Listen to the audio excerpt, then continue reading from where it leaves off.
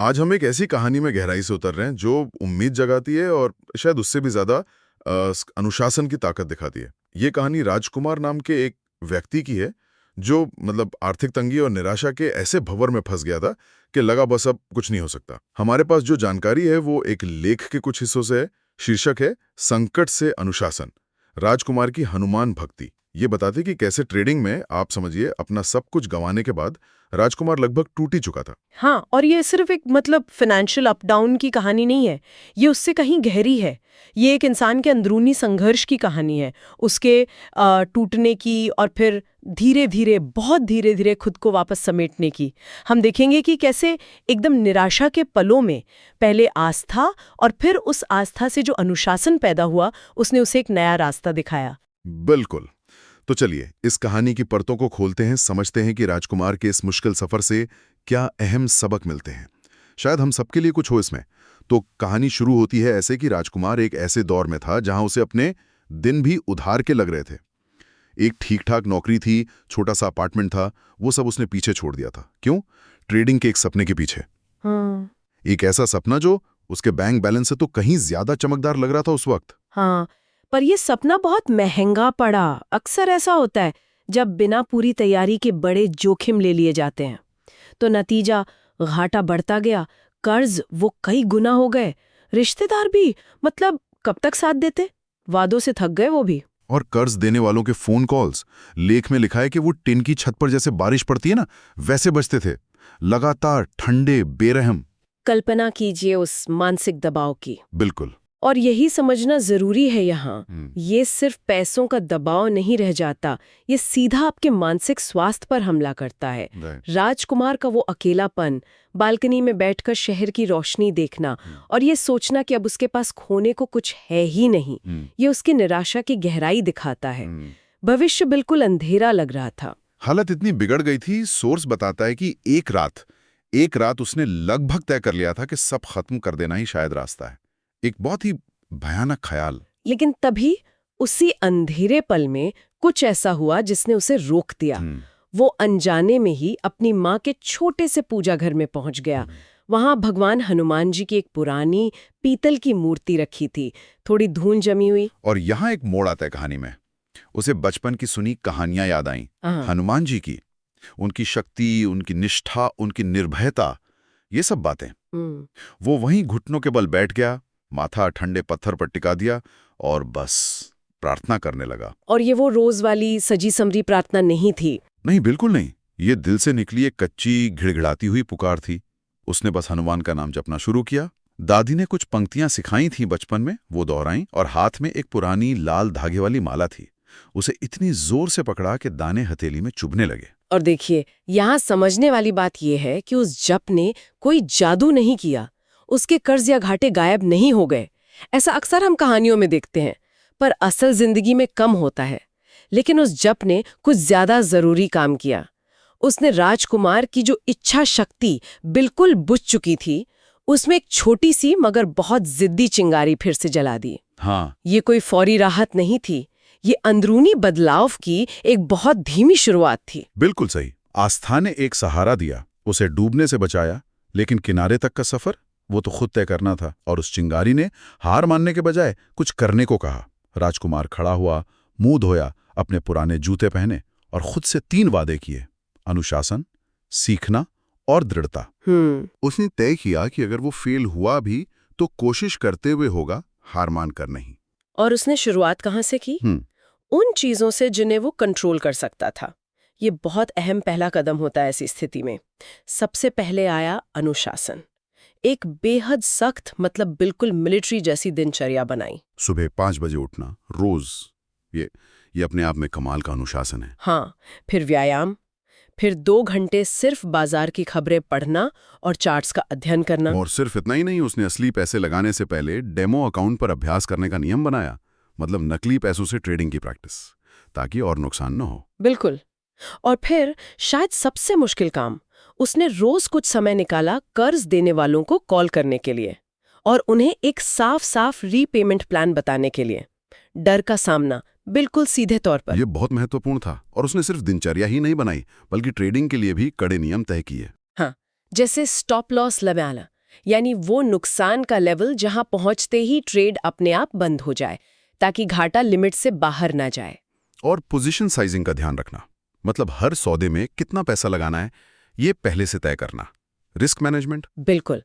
इन सारे नियमों को उसने एक पुरानी पीले पड़ चुके पन्नों वाली नोटबुक में लिखा। और मजे की बात यह है कि वो इस नोटबुक को हनुमान जी की तस्वीर के पास रखता था। हर सुबह ट्रेडिंग प्लेटफॉर्म खोलने से पहले वो नोटबुक को छूता, आंखें बंद करता और धीरे से कहता, जय हनुमान। देखिए यहाँ कैसे आस्था और प्रैक्टिकल कदम दोनों साथ साथ चल रहे हैं। आस्था उसे हिम्मत दे रही थी, शायद रोज सुबह उठने की ताकत दे रही थी, और नियम उसे जमीन पर रख रहे थे, उसे भटकने से बचा रहे थे। हाँ, ये संतुलन शायद उसकी वापसी की असली कुंजी बना। ये सिर्फ प्रार्थना नहीं थी, ये प्रार्थना के साथ पसीना बहाना था। बिल्कुल। तो ट्रेडिंग में तो ये अनुशासन आ रहा था, लेकिन साथ साथ उसने नौकरी खोजने की कोशिशें भी तेज कर दी। ना रिज्यूमे ठीक किया, इंटरव्यू के लिए गया, शीशे के सामने खड़े होकर जवाबों की प्रैक्टिस की, लेकिन हफ्तों तक नतीजा वही रहा, अस्वीकृति, रिजेक्शन। हमने किसी और को चुन लिया है, आप इस रोल के लिए सही फिट नहीं हैं, आवेदन करने के लिए धन्यवाद। ये जवाब कड़वी गोली की तरह लगते होंगे। बिल्कुल। हर नाच चुभती होगी, और वो पुराना डर, नाकामयाबी का डर, वो फिर से सिर उठाता होगा।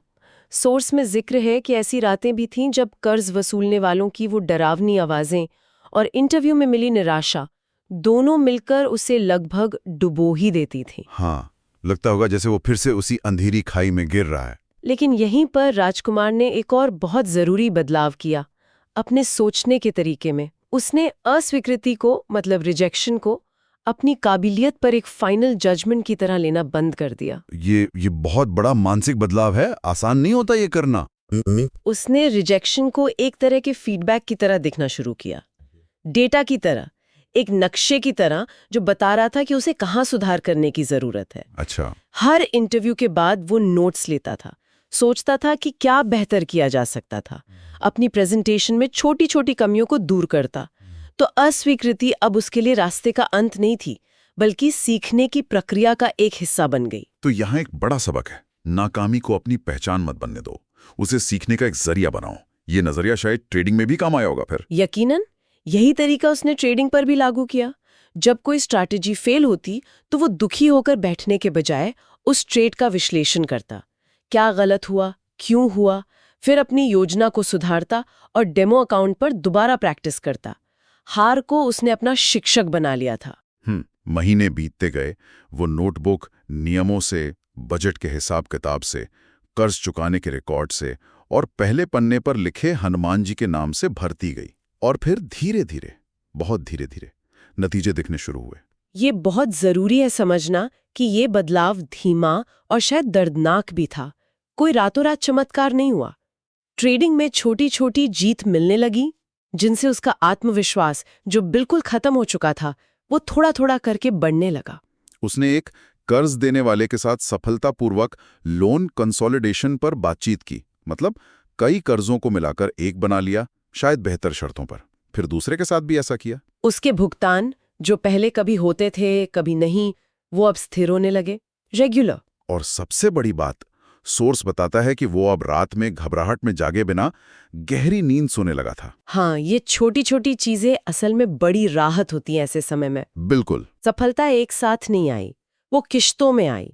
कभी अनुशासित ट्रेडिंग का एक पूरा हफ्ता अच्छा निकल गया, कभी बिना कोई पेमेंट चुके 1 महीना बीत गया, कभी उसकी बहन का एक मैसेज आया जिसमें लिखा था कि वो उसे फिर से मुस्कुराते हुए देख के खुश है।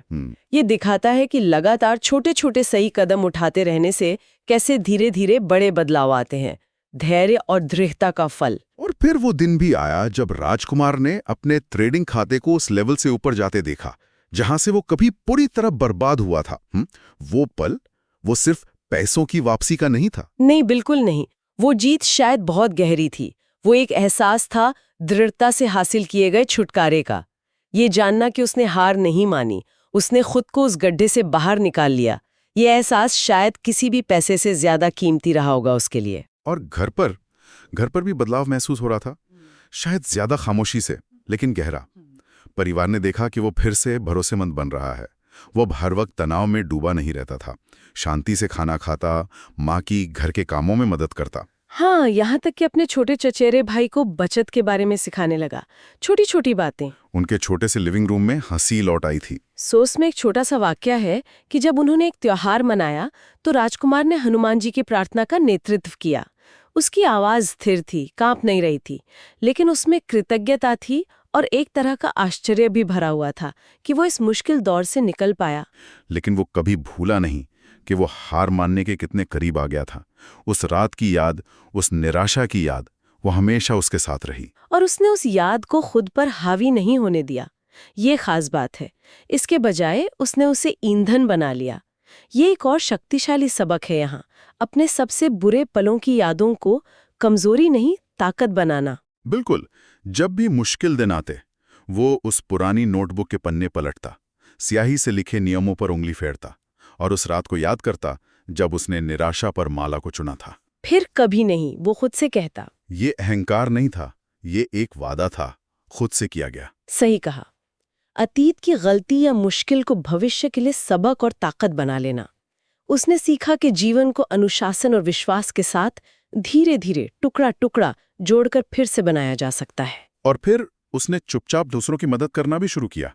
सोर्स बताता है कि उसने अपने तरीके जो उसने सीखे थे, वो उन दोस्तों के साथ साझा किए जो संघर्ष कर रहे थे। लेकिन उपदेश देकर नहीं, लेक्चर देकर नहीं, बल्कि अपनी स्प्रेडशीट दिखाकर, अपनी दिनचर्या बताकर और इस बात का ईमानदार हिसाब किताब देकर कि क्या काम नहीं किया और क्या काम कर गया, पूरी ईमानदारी से। उसने बस इतना ही कहा कि हाँ, आस्था ने उसे दोबारा कोशिश करने का साहस दिया था। लेकिन ये अनुशासन और विनम्रता थी, मतलब अपनी गलतियों से सीखने की इच्छा, जिसने उसे आगे बढ़ाया। सालों बाद भी जब उसका काम स्थिर हो गया था, सारे कर्ज चुक गए थे, राजकुमार की सुबह 5 बजे उठने की आदत बनी रही। ये निरंतरता दिखाती है कि अनुशासन सिर्फ संकट से निकलने का एक टूल नहीं था उसके लिए, वो जीवन जीने का तरीका बन गया था। बिल्कुल। उसकी नोटबुक में अब नई चीजें थीं, भविष्य की योजनाएं, बजट के लक्ष्य, अपनी भतीजी की पढ़ाई के लिए एक छोटा सा फंड। और हर सुबह वो अब भी उस नोटबुक पर हाथ रखता और हनुमान जी को एक मौन प्रार्थना करता।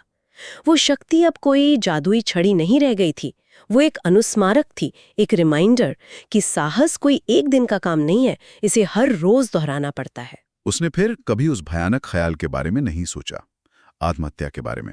इसलिए नहीं कि जीवन परफेक्ट हो गया था, मुश्किलें और इम्तिहान तो अब भी आते हैं सबकी जिंदगी में। हाँ, बल्कि इसलिए कि अब उसके पास उनसे लड़ने के लिए खुद के बनाए हथियार थे। एक अनुशासित दिनचर्या, सोच समझकर बनाई योजनाएं, हर गलती से सीखने की विनम्रता और एक विश्वास जो उसे अंधेरे में भी रास्ता दिखाता था। सोर्स का अंत एक बहुत खूबसूरत नोट पर होता है। जब लोग उससे पूछते कि उसने ये सब कैसे किया, तो वो मुस्कुराकर कहता, मेरे पास खोने के लिए कुछ नहीं था, इसलिए मैंने सीखा कि मेरे पास जो है उसकी रक्षा कैसे करनी है। मैंने हनुमान जी के चरणों में अपनी इच्छा शक्ति दोबारा पाई और फिर मैंने बस काम किया। और उसका परिवार जो अब सुरक्षित और खुश था, वो सहमति में सिर हिलाता। और कहीं उस छोटे से पुरिया घर में रखी वो पीतल की मूर्ति मानो एक निभाए गए वादे की शांत स्वीकृति में चमक उठती थी।